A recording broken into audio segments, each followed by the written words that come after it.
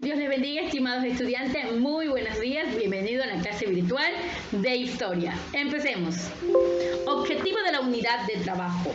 Comprender la importancia histórica de la civilización egipcia a través del estudio de sus principales características. Destreza que desarrollaremos durante esta clase. Describir y valorar los grandes aportes de la cultura egipcia al desarrollo tecnológico, económico y científico. Y vamos a ver la continuación de la organización, tanto social y política de Egipto.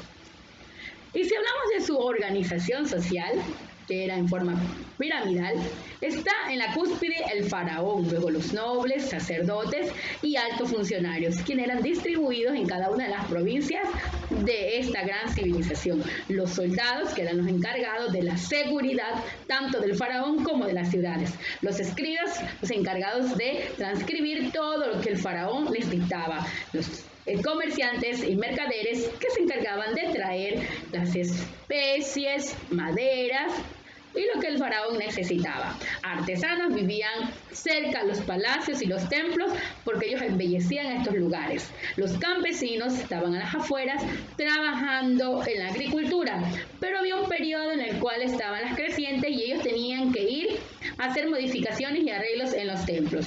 Y por último, en la pirámide están los esclavos, los cuales eran traídos después de las guerras o cuando tenían alguna deuda. Ellos estaban a la disposición, no tenían ningún voz, no tenían ninguna ley a su favor. Ellos estaban bajo el mando del faraón.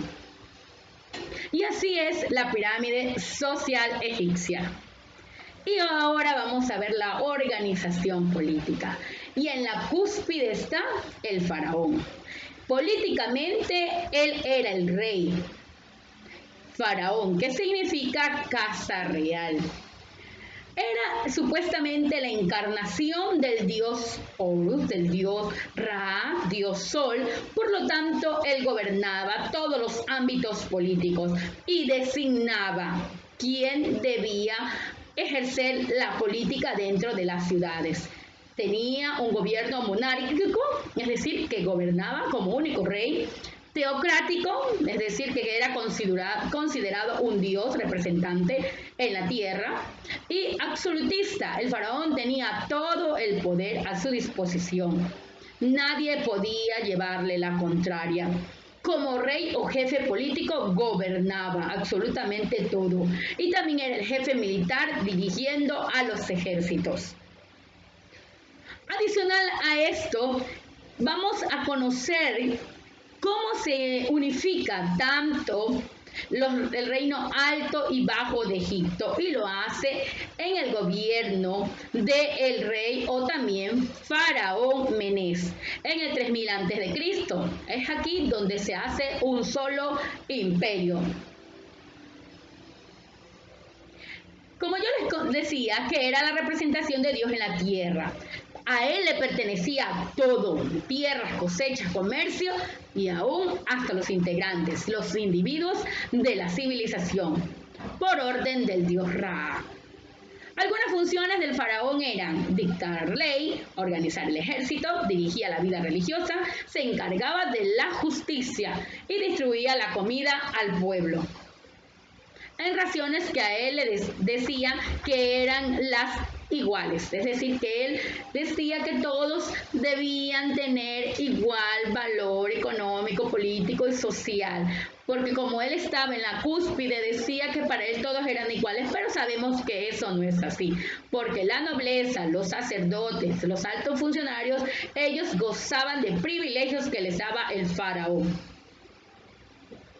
Aquí vemos la organización política y es en el primer periodo dinástico, que es en el 3100 al 2650. La capital es Menfis. Esto en este tiempo fue Menés, que unifica Egipto, tanto el alto como el bajo. Ya en el imperio antiguo la capital era Menfis, Keos, Kefren y Mixelinos, en el 2650 al 2200 a.C. Ya en el imperio medio, el 2055 a 1780 a.C., la capital era Tebas, el templo de Abair y Sesostris.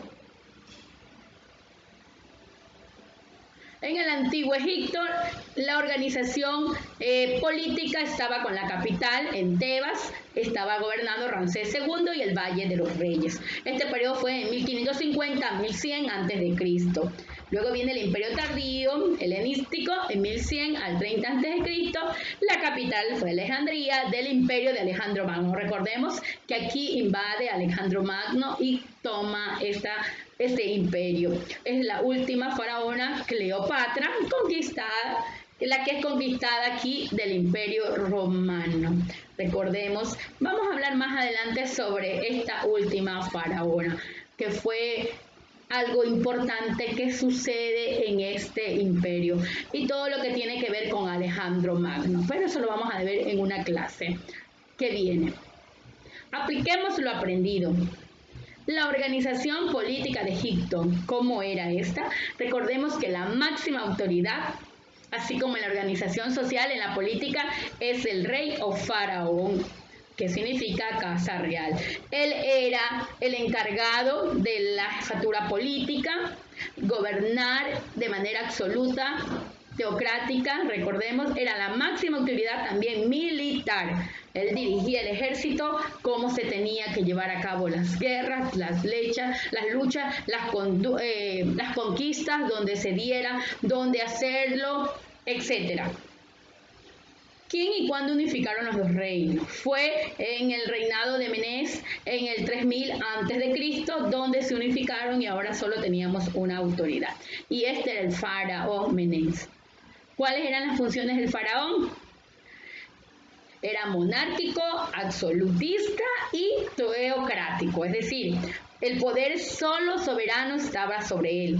Era absolutista porque él tenía todo bajo su control.